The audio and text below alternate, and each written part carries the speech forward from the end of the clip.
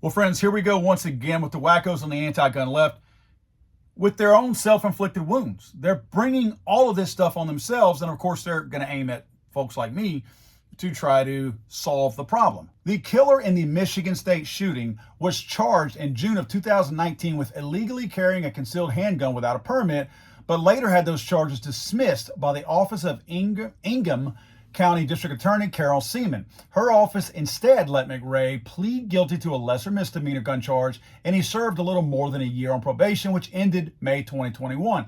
He initially faced up to 5 years in prison for this felony gun charge. Now, this DA Seaman retired from the district attorney's office at the start of this year after facing criticism from judges and enforcement officials for her soft on crime policies.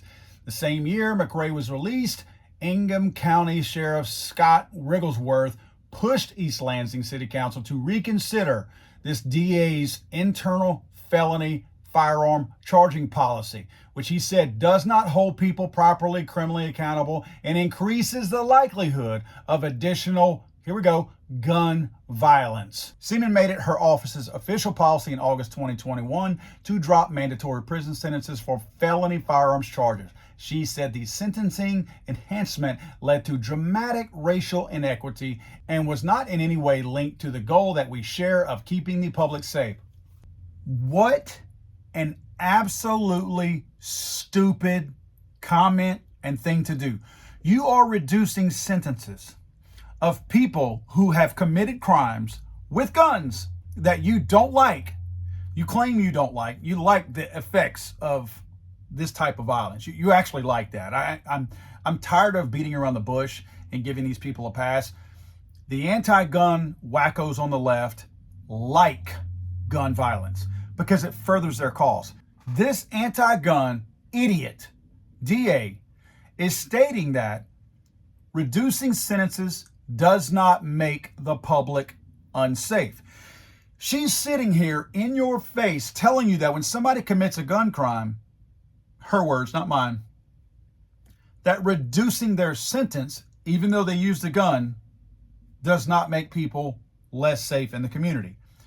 You know who it makes more safe is the criminal, because now the criminal is in no danger of getting raped in shower because you've allowed them to go back out on the street and commit all the crimes they wanted to. These are the only people who are furthered. Their causes are furthered because you're allowing them to exist on the streets even more. And guess what? You're allowing them to go kill all these people like this person did. Seaman is part of George Soros' vast public safety network. She has participated in international criminal justice reform junkets with other reform-minded prosecutors like this. And get this, Philadelphia's Larry Krasner, another junk city. Chicago's Kim Fox, another junk city. Los Angeles's George Gascon, another horrible city. And it just goes on and on in San Francisco. Can you think of worse cities besides San Francisco, Chicago, Philadelphia? Can you think of any cities out there that are worse than those?